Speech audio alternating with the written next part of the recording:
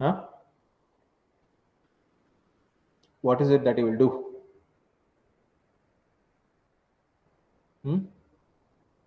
Any idea? Okay, so I'll give you a hint. So essentially, what is convexity? You have x, so you have 2 points. You take the convex combination.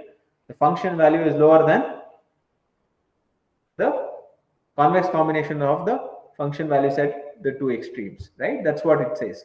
Now, okay, I'll hint. So I can do this, right? Um,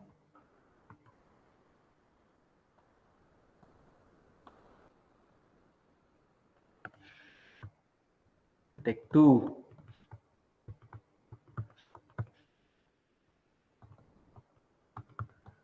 Now I can these two inequalities are true, so I can do some sort of a linear combinations, and now the the point here is that you have to choose x1 x2 appropriately. Then I can do lambda times f of x1 plus 1 minus lambda times f of x2 is greater than or equal to lambda times whatever, right? So I can do all those funny things. But now if I want to get, okay, so now let me modify this a little bit. Okay, I'll call this lambda here. Okay, f of lambda. So what do I get? Lambda here and lambda here, right? Now if I multiply by the first equation by lambda and the second equation by 1 by lambda, I'll get f of x of lambda itself on the left hand side, right? Is this did I do this correctly? No, I think I should do the other way. Sorry, I should do x1 x2. This is fine. X1 x2. Maybe y1 y2 I can do lambda here. Okay, phi lambda is a convex combination of x1 and lambda some y or something. Now when I take the linear combination, I'll get f of y lambda on the right hand side. Left hand side you should carefully choose so that you get that inequality. That's the idea. Okay, so anyway, so I will leave this as a gap, so we will revisit this proof in the next class. So essentially what we are going to prove is that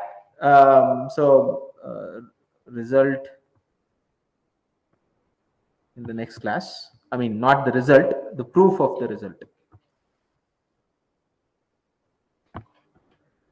Next class. So what is the result? If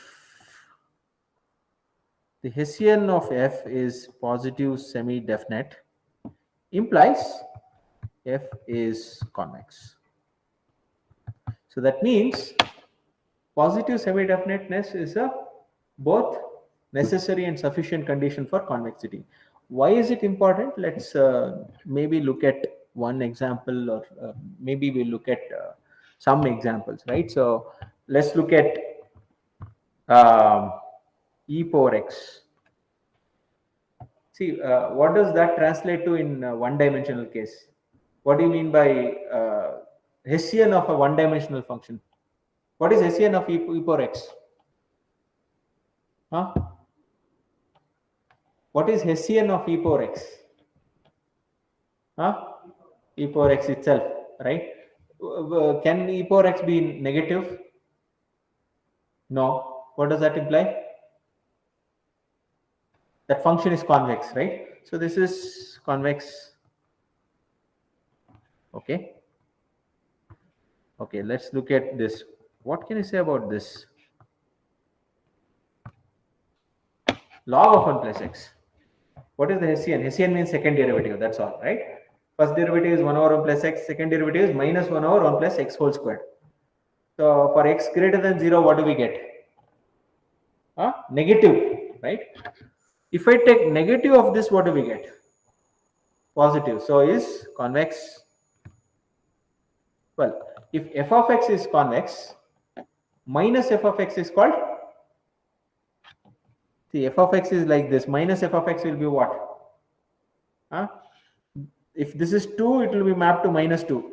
If this is, let's say 1, it will be mapped to, so you'll get, what is this function called?